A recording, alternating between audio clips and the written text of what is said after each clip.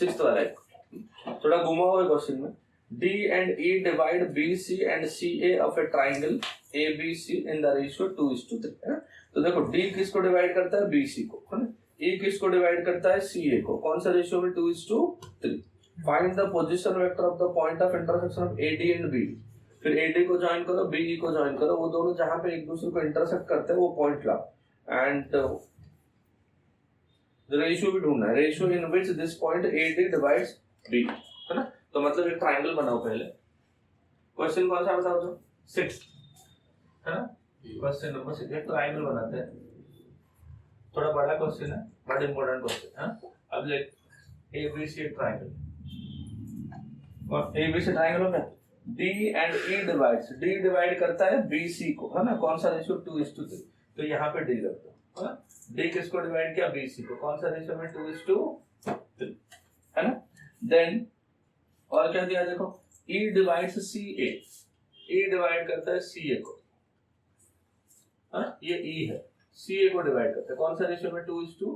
देखो बच्चों यहाँ से CA 2:3 दिया, अगर तुम उधर से 2:3 लिख दोगे तो गलत हो जाएगा, समझा कि नहीं। गिवन CA 2:3 मतलब C से 2:3, हाँ। और क्या बोलते हैं बताओ, find the position vector of the point of intersection of AD, AD मतलब ये AD एंड BE ना, AD एंड B। अब देखो ये AD हो गया और ये BE हो गया, ये दोनों को एक पॉइंट पे इंटरसेक्ट करते हैं। अगर मान लो वो पॉइंट तुम्हारा R है, तुमको R का पोजीशन वेक्टर चाहिए, क्या चाहिए, R का पोजीशन वेक्टर। और ये दोनों लाइन एक दूसरे को कौन से रेशियो में डिवाइड करते हैं, है ना। समझा इतना तक, हाँ। अब देखो लेट सबका position, let A bar, B bar, C bar, D bar, E bar and R bar be the position vectors of A, B, C, D, E and R respectively। ये है। अब देखो D डिवाइड करता है BC को in the ratio 2:3। कौन divide करता है, D डिवाइड करता है BC को। therefore D बार क्या हो जाएगा, कौन बताएगा मुझे। Since D divides BC in the ratio 2:3, तो D bar equal to 2 into C bar। कितना होता है, 2 into C bar plus 3 into B bar divided by 2 plus 3 which is equal to 5। and E bar equal to, E किसको divide करता है, C और A को, है ना। 2 into A bar कितना हो जाएगा, 2 into A bar plus 3 into C bar divided by 2 plus 5। समझा इतना, हाँ। आप देखो बोला है कि AD एंड BE एक दूसरे को कौन सा रेशियो में डिवाइड करते हैं। अगर मान लो कंसीडर करो कि लेट, हाँ ये डिवाइड करता है कौन सा रेशियो में, λ:1, और ये डिवाइड करता है कौन सा रेशियो में, k:1, पॉइंट R, है ना। तो क्या लिखोगे, let R divides, let R be the point of intersection, point of intersection of क्या क्या होता है, AD bar and BE bar which divides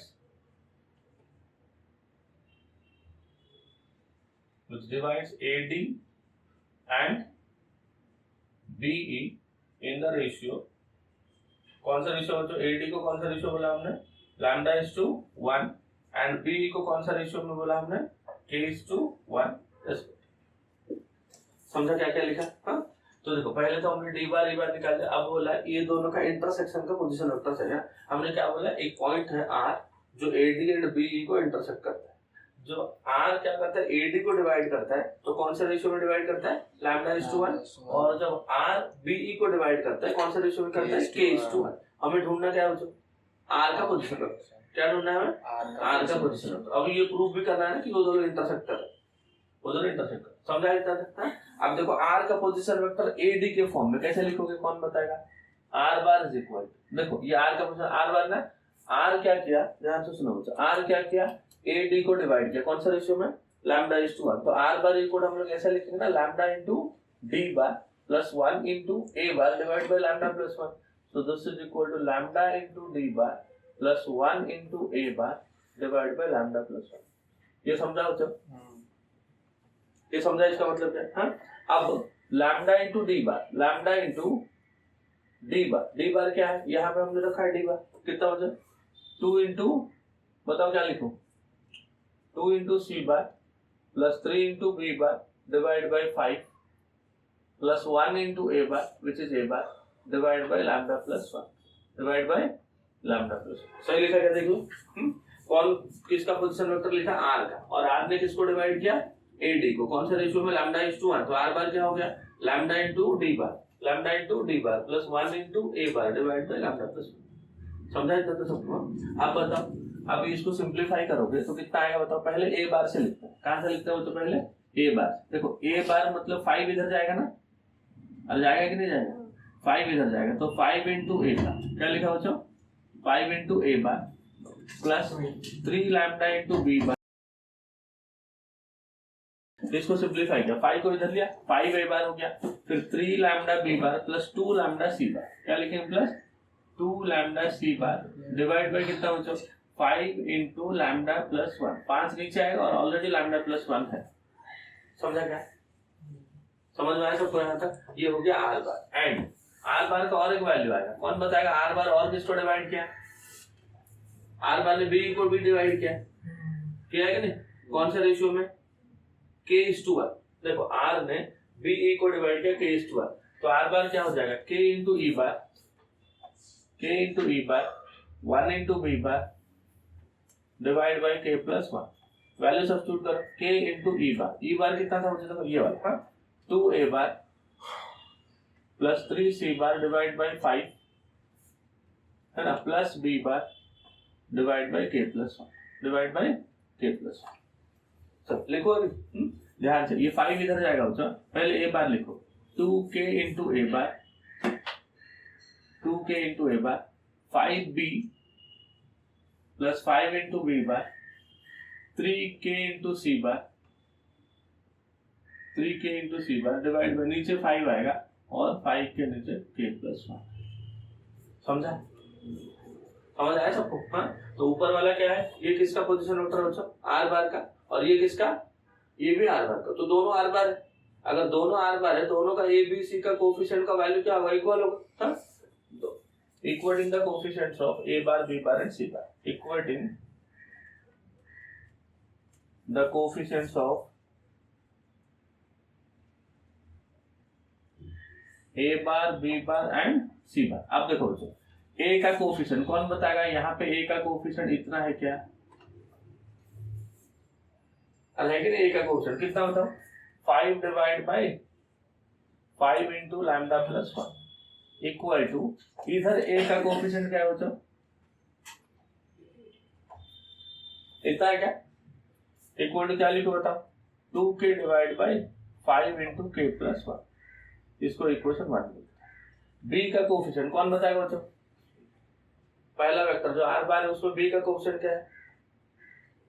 देखो बी के आगे क्या होता है? इधर 3 lambda divide by 5 into lambda plus 1 है ना, 3 lambda divide by 5 into lambda plus 1। इधर बी का कोफिशिएंट क्या है? इधर बी का कोफिशिएंट है 5 by 5 into k plus 1, 5 divide by 5 into k plus 1। C का कोफिशिएंट बताओ? 2 lambda divide by 5 into lambda plus 1 equal to, इधर सी का कोफिशिएंट हो गया 3k divide by 5 into k plus 1। This is equation number 3। समझ गया? अभी कहा इन तीनों को सॉल्व करके मुझे k एंड लैम्डा का वैल्यू चाहिए। कैसे है? k एंड लैम्डा का वैल्यू क्या करें बताओ बच्चों? यहाँ पे देखो k बाई k प्लस 1, इधर भी k बाई k प्लस 1 है कि नहीं? इधर भी lambda by lambda plus 1 lambda. अगर इन दोनों को मैं डिवाइड कर दूं, इक्वेशन 1 डिवाइड बाई 3 लिख रहा। क्या लिख रहा हूँ बच्चों? 1 डिवाइड बाई 3। कौन बताएगा? इन दोनों को जब डिवाइड किया, 5 lambda plus 1, 5 lambda plus 1, denominator दोनों का कट गया, इधर 5 है इधर 2 लैम्डा है, तो 5 बाई 2 लैम्डा लिखा। क्या लिखा हो? 5 बाई 2 लैम्डा। राइट साइड आ जा, k by 5 into k plus 1, k by 5 into k plus 1 cut गया, इधर बचा 2 इधर बचा 3, तो 2 बाई। समझा बच्चों? समझ आया सबको? हाँ, क्रॉस मल्टीप्लाई कर लो। 15 इज इक्वल टू 4 लैम्डा, हाँ, और 4 lambda is equal to 15, therefore lambda is equal to 15 upon 4।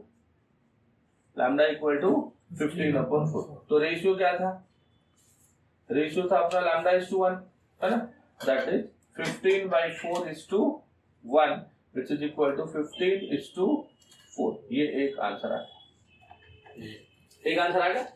कौन डिवाइड किया था लैम्डा इज टू 1 के रेशियो में? आर ने डिवाइड किया था। आर ने लैम्डा इज किसको डिवाइड किया था? एडी को। वो आ गया। अभी के लाने के लिए क्या करेंगे बच्चों? ये तीनों इक्वेशन में किसी एक में क्या करेंगे हम लोग? के का वैल्यू सब्स्टिट्यूट कर लेंगे। क्या करेंगे? के का वैल्यू सब्स्टिट्यूट कर देंगे तो या लैम्डा का वैल्यू सब्स्टिट्यूट कर देंगे तो के आ जाएगा। ठीक है, यहाँ पे देखो फ्रॉम 1 यूजिंग लैम्डा इन 1 में रख देते हैं। 1 में रखेंगे तो 5 कैंसिल हो गया। 1 बाई लैम्डा प्लस 1 और लैम्डा कितना हो? 15/4। 15/4 plus 1 equal to 2k divide by 5 into k plus 1। Cross multiply कर लो इधर, है ना। 5k plus 5 equal to 15 plus 4 हो गया 19/4, इधर चला गया 19/4 इंटू 2, है ना। 4 को इधर ले लो, 4 इंटू 5 कितना हो गया? 20k। 5 इंटू 4 हो गया 20। 19 इंटू 2, 19 इंटू 2 कितना हो? 38k। k को उस साइड ले लो, हाँ।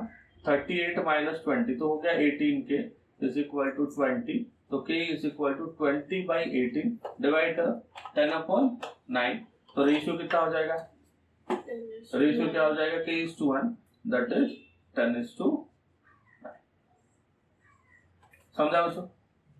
समझ गए? तो BE को कौन सा रेशियो में डिवाइड किया? 10:9। AD को कौन सा रेशियो में डिवाइड किया? 15:4। समझ गए? इतना हो गया। ये फर्स्ट पार्ट हो गया क्वेश्चन। सेकंड पार्ट क्या पूछा है? देखो एक बार, ये तो रेशियो हो गया ना। हमें पूछा है R का पोजीशन वेक्टर। क्या पूछा है? R का पोजीशन वेक्टर। तो R का पोजीशन वेक्टर क्या होता है? R is equal to this ना। ये लाने के लिए हमें क्या करना पड़ेगा? ये लाने के लिए क्या करना पड़ेगा? इसमें क्या अननोन है? लैम्डा है ना। लैम्डा का वैल्यू कितना आया? 15/4। यहाँ पे सब्स्टिट्यूट कर, या कि R बार ये भी है ना। ये लाने के लिए क्या करना पड़ेगा? के पुट करना पड़ेगा। के का वैल्यू पुट कर दो। तो यहाँ से आंसर लाना है तो के पुट करो, यहाँ से आंसर लाना है तो लैम्डा पुट। समझ गए? तो ये क्वेश्चन है, ये 6th क्वेश्चन है ना। समझा? तो थोड़ा ध्यान से सॉल्व करोगे तो आंसर आ जाएगा, बट थोड़ा लेंथी क्वेश्चन है कि। चलो क्वेश्चन नंबर 10 देखो बच्चों, एक बार 10th वाला पढ़ो। क्या है? देखो, in triangle OAB A is the midpoint of OB। मतलब E बार इक्वल क्या हो जाएगा? O bar plus B bar by 2, है ना। D is the point on AB such AD bar is to DB bar equal to 2:1। OD and A intersect at P। यहाँ पे कौन कौन इंटरसेक्ट किया था? AD and B। उधर कौन इंटरसेक्ट कर रहे हैं? OD and A intersect at P। Then determine the ratio OP is to PD using vector method। Same question है, ये जो खाली नंबर बदल के दिया। समझा कि? तो क्वेश्चन नंबर 10 आप होमवर्क कर दो एज क्वेश्चन नंबर 6, है।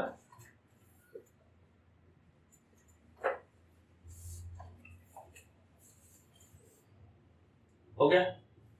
क्वेश्चन नंबर 7 एंड 8 देखो बच्चों। 7 एकदम सिंपल सा सम है, वो मैं नहीं कर रहा हूँ। 8 वाला देखो, हाँ। 7 होमवर्क करो। 8 वाला इंपॉर्टेंट क्वेश्चन है।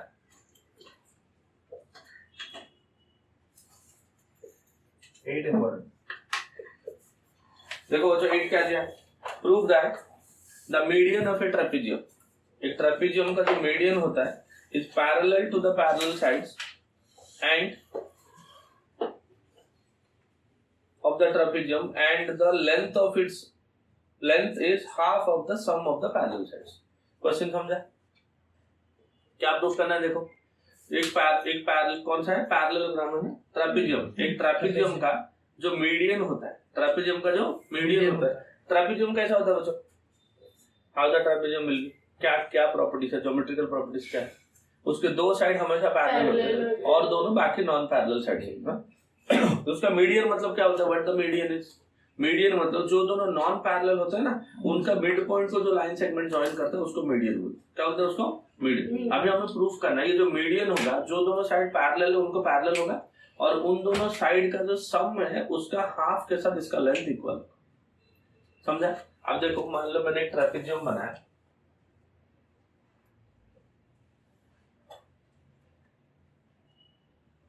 मान लो ये ट्रेपेजियम, ठीक है ना। A B C and D, ABCD हो गया ट्रेपेजियम। अगर एबीसीडी ट्रेपेजियम है तो इसके दो साइड है, पैरेलल साइड से कौन कौन है बताओ?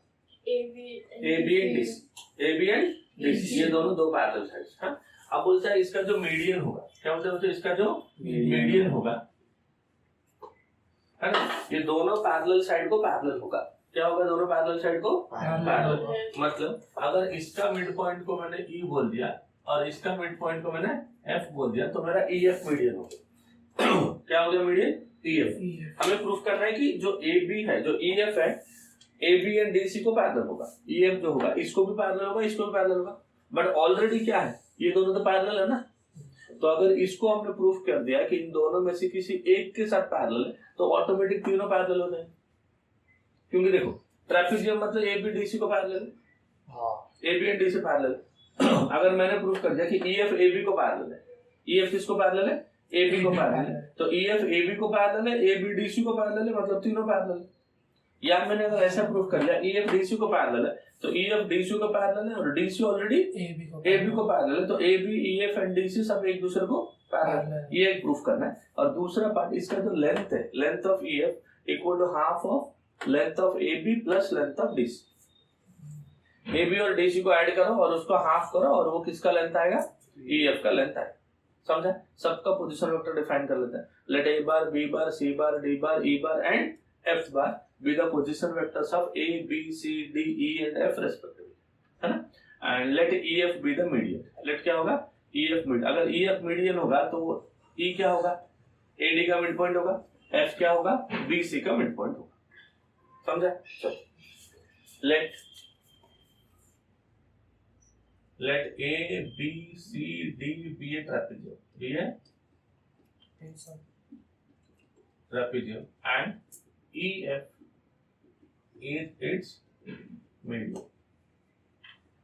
ये जो है बच्चों, EF क्या उसका मीडियन। टू प्रूफ क्या बताओ? क्या प्रूफ करना है? टू प्रूफ में यह आएगा कि जो EF है किसको पैरेलल होगा? AB को, और ये किसको पैरेलल है? DC से।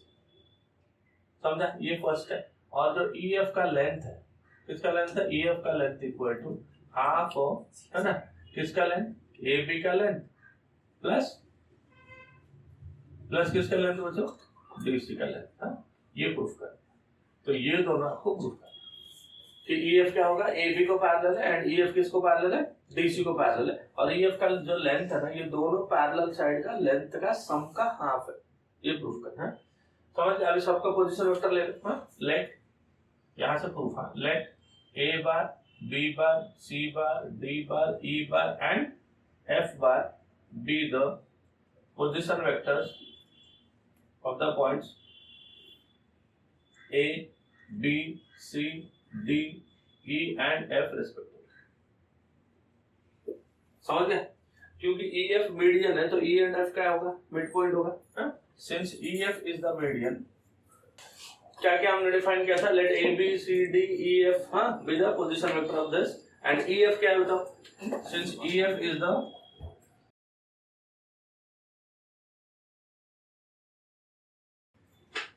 सुनो ध्यान से इधर, EF मीडियन। अगर EF मीडियन है तो E क्या होगा? मिड पॉइंट होगा। Yes. Therefore E and F are the midpoints of AD and B. AD and B. तो अगर EF मिड पॉइंट है तो E बार क्या हो जाएगा बताओ? E bar is equal to हो जाएगा AD का मिड पॉइंट, तो A plus D by 2 and F bar हो जाएगा BC का मिड पॉइंट, मतलब B प्लस C बाई 2 हो जाएगा। इसको इक्वेशन मान लीजिए। समझ गया? E AD का मिड पॉइंट है। अभी हमें ढूंढना है EF बार। क्या प्रूफ करना है? हमें EF बार के बारे में पता करना है ना। सो देखो, therefore EF bar equal to, EF bar को लिखेंगे F bar minus T bar. अगर F bar equal to B plus C by 2 तो F के जगह पे अप्लाई कर दो B plus C by 2 minus E के जगह पे A plus D by 2, E के जगह पे A प्लस D बाई 2। अब देखो 1 बाई 2 आगे कर दो तो क्या बना अंदर? B bar plus C bar minus A bar minus D bar. इन दोनों को साथ में लिखो। So this is half of कितना लिखो? B bar minus A bar, जो बचा उसको साथ में लिखो, C bar minus D bar. समझा हो तो half of B bar minus A bar plus C bar minus D bar, समझ गया ना। What about B bar minus A bar, B bar minus A bar is equal to A B bar ना, है ना बच्चों। C bar minus D bar equal to D C bar, समझा क्या। तो इसको इक्वेशन 1 बोल, 1 बोला था क्या, 2 बोल दो, समझा क्या। अब हमने लिखा था देखो, क्योंकि एबीसीडी पैरेललोग्राम है, एबीसीडी ट्रापेजियम है, तो ईएफ मीडियन है। अगर एबीसीडी ट्रापेजियम है तो दो साइड ऑलरेडी पैरेलल होंगे। देखो AB bar parallel to DC bar, अरे होगा ऐसा, दो साइड ऑलरेडी पैरेलल होंगे। अगर दो साइड पैरेलल होंगे तो एक साइड दूसरे का कुछ तो स्केलर मल्टीपल होगा कि नहीं। AB देखो अगर ट्रापेजियम है तो दो साइड पैरेलल है, दो साइड पैरेलल मतलब एक दूसरे का क्या होगा, स्केलर मल्टीपल होगा। तो AB bar equal to some constant into DC bar होगा। नाउ ये AB बार के जगह पे this is half into AB bar के जगह पे lambda into DC bar plus DC bar, ऐसा लिखेंगे, है ना। So this is equal to half of, यहां से DC बार कॉमन आएगा तो बनेगा lambda plus 1 into DC bar, है ना। तो lambda plus 1/2 is equal to m into DC bar, क्या लिखा बच्चों, m into DC bar, and this is equal to EF bar, this is equal to EF bar, समझ गया सबको। तो EF बार का वैल्यू क्या आएगा बच्चों, m इनटू DC बार आएगा, क्या आएगा, m इनटू DC बार। इसका मतलब क्या हो गया कि EF इसका scalar multiple, where m is equal to कितना हो गया, lambda plus 1 divide by 2, therefore EF bar in parallel to DC bar, इसको B बोल दो। So from one end, so from A and B, A and B से क्या हो जाएगा, A में हमने लिखा कि AB बार DC बार को पैरेलल है ना, और इसमें लिखा कि EF बार DC बार को पैरेलल है। तो अब EF बार क्या हो गया, AB को पैरेलल है एंड DC को पैरेलल। फर्स्ट पार्ट हो गया प्रूफ, है ना। सेकेंड पार्ट देखो, यहाँ पे इक्वेशन 2 देखो, टेकिंग द मैग्नीट्यूड लेंथ आ जाएगा, taking the magnitude of equation 2, equation 2 का मैग्नीट्यूड ले लो तो EF का लेंथ आ जाएगा, EF का मैग्नीट्यूड इक्वल हाफ आ जाएगा AB का लेंथ प्लस DC का लेंथ, हेंस द प्रूफ। समझा मुझे, समझ आया सबको। हाँ सिर्फ देखो इन दोनों को मिड पॉइंट बना, फिर EF बार ढूंढा, EF में ये सब पुट कर दिया, E का वैल्यू F का वैल्यू, फिर एक AB के फॉर्म में लिख दिया और एक CD के फॉर्म में लिख दिया, आ गया। समझा सबको। हाँ ये एक इंपॉर्टेंट समय बचा। 8 हो गया था जब। 9th क्वेश्चन देखो, if two of the vertices of a triangle A and B, दो वर्टेक्स दिए, सेंट्रोइड गिवन है, then find the coordinates of the third vertex। ऐसा तो बहुत ही सिंपल क्वेश्चन होता है बट एग्जाम में आता है ऐसा, हाँ इंपॉर्टेंट मार्क करके रखो। देखो A बार A गिवन है तो उसमें IJ के लिख दो, A बार आ जाएगा। B गिवन है उसमें IJ के लिख दो, B बार आ जाएगा। C तुमको पूछा है, C को XYZ ले लो, let's see x, y, z be the third vertex, तो C बार आ जाएगा x into I plus y into j plus z into k। G centroid given है तो G बार इक्वल टू क्या होगा, ट्राइंगल का सेंट्रोइड का formula A plus B plus C by 3, क्या हो जाएगा, A bar plus B bar plus C by 3 हो जाएगा। तो सेंट्रोइड भी मिल गया, है ना। फिर सेंट्रोइड को राइट साइड के साथ इक्वेट करो, IJ k का कोएफिशिएंट इक्वेट करो, XYZ आ जाएगा, XYZ मतलब C का वर्टेक्स, समझ गया, है ना। देखो कौन सा बच्चों ये क्वेश्चन नंबर 9, देखो given A 314 B -4 5 -3 G -1 2 1 and let C x, y, z be the third vertex, be the third। समझ गए, सबका पोजीशन वेक्टर लिख लो।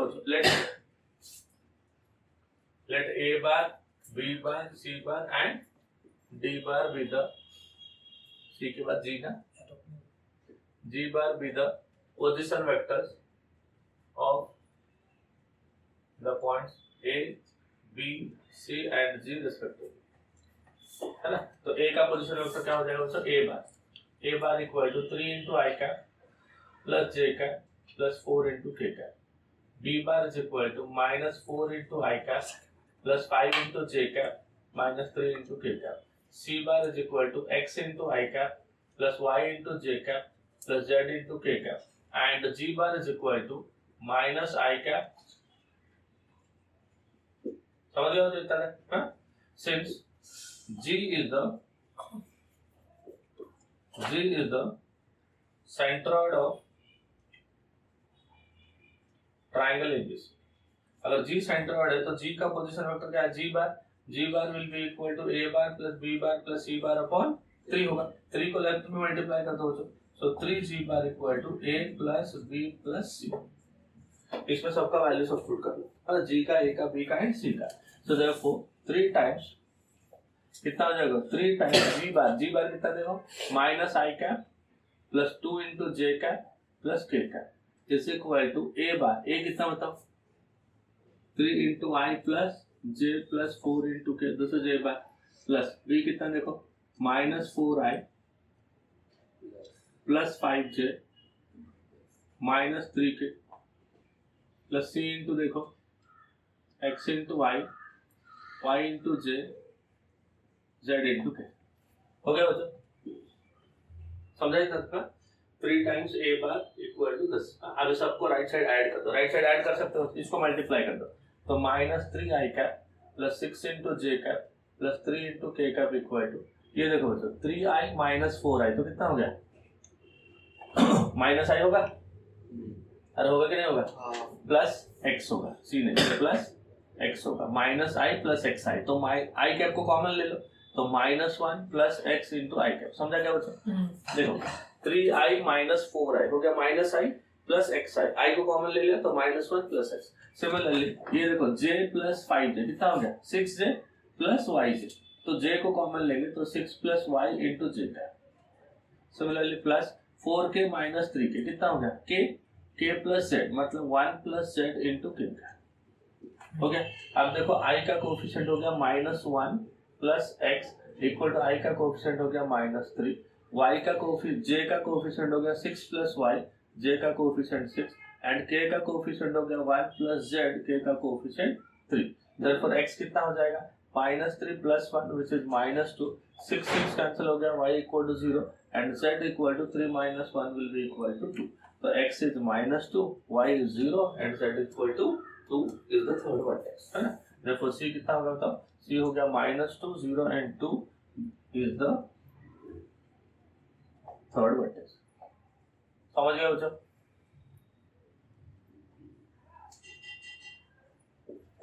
एकदम से कुछ नहीं है. G बार को क्या लिखा? A plus B plus C. बाकी इसके ऊपर जो लिखा है तो गिवन क्वेश्चन है ना. अब G इसको 3 से मल्टीप्लाई कर दिया तो G का वैल्यू पुट किया, A B C पुट किया, तीनों को ऐड कर दिया, फिर दोनों साइड क्या कर दिया?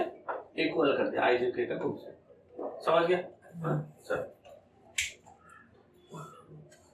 10th वाला तो मैंने करवा दिया था पहले क्वेश्चन नंबर 6 के साथ. हाँ 11th 12th में से देखो. मैं 11th करूंगा, आप लोगों को 12th करने को दो. हाँ क्योंकि दोनों सेम है.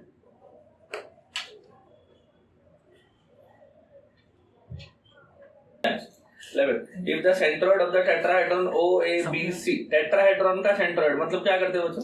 सबको ऐड करो, डिवाइड बाय 4 है ना. OABC है, O तो ओरिजिन ही होगा.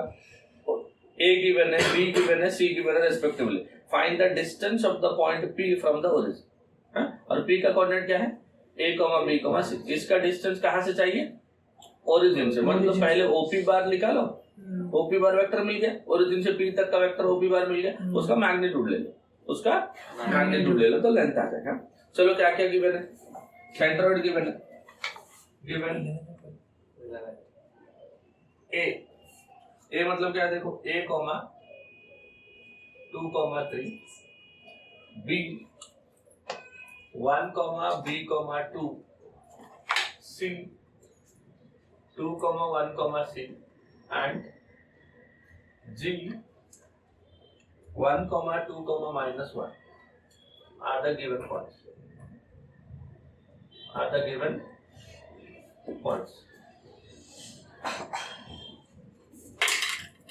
P भी लिख लो. and P A comma B comma C are the given points. सबका पोजीशन वेक्टर लिखो. Let A bar, B bar, C bar, G bar and P bar be the position vectors of the points A, B, C, G and P respectively. तो A का position vector लिखो. A bar equal to कितना लिखेगा बच्चों? What is the position vector of A bar? A into I cap plus 2 into J cap 3 into K cap. B bar equal to I cap B into J cap 2 into K cap and C bar is equal to 2 into I cap plus J cap plus 3 into K cap. Okay? तो समझे क्या? A bar, B bar, C bar. Now since G is the G उसका position vector G bar is the centroid of tetrahedron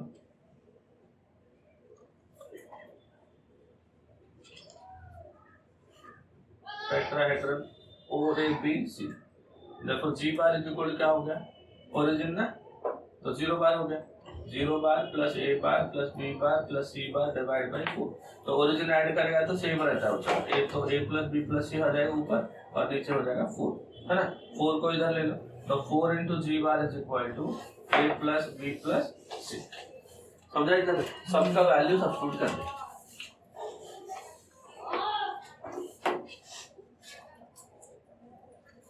अब देखो बच्चों 4 into G bar का value कितना देखो. G ये है ना I cap plus 2 into J cap minus K cap equal to A plus B plus C.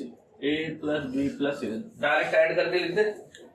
A plus B plus C add करेगा 2I प्लस I कितना हो गया? 3I plus AI. कैसे करेंगे? I को कॉमन ले लेंगे तो 3 plus A into I can be written as 3 plus A times I cap, है ना. अब देखो 2J प्लस J कितना हो गया? 3J प्लस BJ मतलब 3 plus B into J. Then 2K plus 3K 5K plus CK मतलब 5 प्लस C into K. समझा बच्चों? तो 3 plus A into I 3 plus B into J 5 plus C into K. अब देखो I का coefficient कितना? I का कोफिशिएंट हो गया 3 प्लस I और I का कोफिशिएंट हो गया 4. Therefore 3 plus A is equal to 4. J का कोफिशिएंट हो गया 3 plus B. 4 into 2 will be 8 and K का कोफिशिएंट हो गया 5 plus C equal to minus 4. So therefore A is equal to 4 minus 3 will be 1. B is equal to 8 minus 3 will be equal to 5 and C equal to minus 4 minus 5 will be equal to minus 9. Therefore P bar कितना हो जाएगा? P bar equal to I cap plus 5 into J cap minus 9 into K cap. OP बार क्या हो जाएगा? OP bar equal to P bar हो जाएगा which is again I plus 5 into J minus 9 into K. Origin से length पूछा है. Origin से length मतलब क्या होता है? OP बार का मैग्नीट्यूड कैसे लेते हैं? I का कोएफिशिएंट 1 तो 1 का स्क्वायर, J का 5 का स्क्वायर, K का -9 का स्क्वायर इसका रूट. 1 का स्क्वायर 1, 5 का 25, 9 का 81. कितना हो गया? 82 हो गया, 25 हो गया. 82 25 कितना हो जाए? 107. समझ गया? लेंथ तो यूनिट्स लिख लो. समझ गया बच्चों? 12th वाला देख लो एक बार. क्या दिया? Find the centroid of the tetrahedron. क्या दिया? Which vertices वर्टेक्स क्या क्या दिया बताओ? K, L, M and N. 4 point है ना. क्या क्या वर्टेक्स है? K, L, M and N. तो देखो अगर G को सेंट्रोइड बोलोगे, इसका पोजीशन वेक्टर G बार बोलोगे तो ऐसा हो जाएगा ना. K बार प्लस L बार प्लस M बार प्लस N बार डिवाइड बाय 4. रफली अगर आंसर लिखना चाहो ये तो ऐसे ही लिखना. I J K वो सब करके लिखना पड़ेगा. सब में पोजीशन वेक्टर लिखो, I J K करो, सबको डिवाइड करो, ऐड करके डिवाइड बाय 4. ऐसे ही अगर करोगे तो देखो K का x कोऑर्डिनेट क्या है बच्चों? K का x कोऑर्डिनेट 5, L का 1, 5 प्लस 1 कितना हो गया? 6 प्लस 4. देख रहे हो क्वेश्चन देख रहे हो ना सब लोग? 6 प्लस 4 हो गया 10, 10 प्लस 6 60. तो ये हो गया 16 into I कैप. कितना होता है? 16 into I कैप. सबका y कोऑर्डिनेट चेक करो. -7 plus 5 -2 -6 -8 -8 -4 -12 तो -12 into j cap सबका के 0 plus 3 हो गया 3 3 plus 3 हो गया 6 6 plus 2 हो गया 8 समझ गए हो? डिवाइड बाय 4 करके इसको 4 से अगर डिवाइड करोगे तो कितना हो गया बताओ? This is 4 into I cap -3 into j cap plus 2 into j cap ये हो गया g बार तो सेंट्रोइड का कोऑर्डिनेट कितना होगा? तो 4, -3, 2 ये आपका आंसर यस तुम लोग आईजे के सब डिफाइन करके लिख दो पोजीशन वेक्टर ये हो सब समझ गए? So this finishes your exercise 5.2